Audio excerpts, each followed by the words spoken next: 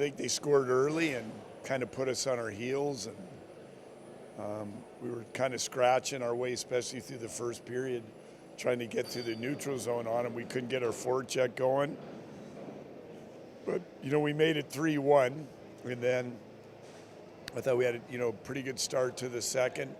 Made it 3-2, and then, they get a block shot, and the guy breaks his stick, gets in behind us, and gets a breakaway goal, and 4-2 kind of, put it out of reach there a little bit. And, I thought our third period was pretty good. The guys didn't quit. I mean, that was probably our better period out of the three.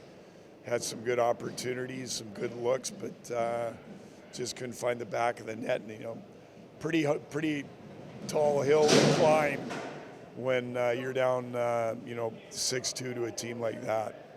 And when you look at that, too, you mentioned you guys score, you make it that 1-goal game.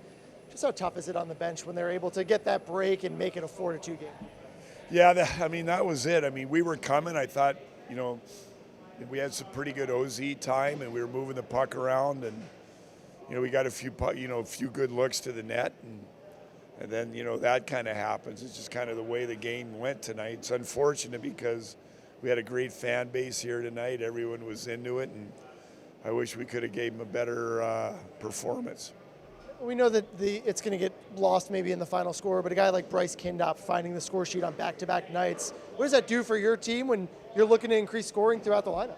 Well, it's something we've been looking for all year, secondary scoring, and if that line could start, adding to the score sheet, I think we're going to be in pretty good shape coming down. I mean, you look at the Coachella game, we didn't win, but we had the lead going into that game, and had the lead going into the the third in Bakersfield, had the lead last night, and so some good positive things out of it, but we just got to find a way to finish out games. And you mentioned those positives. With the 2 games before the All-Star break and a week of practices coming up, is that what the coaching staff is going to really focus on, that the positives, and there's a lot of good there despite maybe recent results? I mean, we've got a home game here Wednesday against Abbotsford, and then we go on the road for 2 against Coachella, so just got to start putting something together. We're running out of time.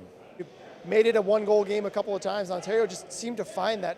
How much did that kind of stunt your momentum? When things got going, it seemed that they were able to find the back of the net. Yeah, it's frustrating. I mean, you score and then they score within a minute, I think both times. And then, it's 5-6-2, whatever it is, and then you start playing well, but it's just too late. Like, you can't be taking a couple periods off and then expect to come back in the third.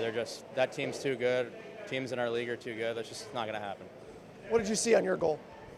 Bo made a good play, just chipped it to the middle. Defenseman tried to step up. I just chipped it by him, went in, and just tried to put a shot on net, and thankfully it went in.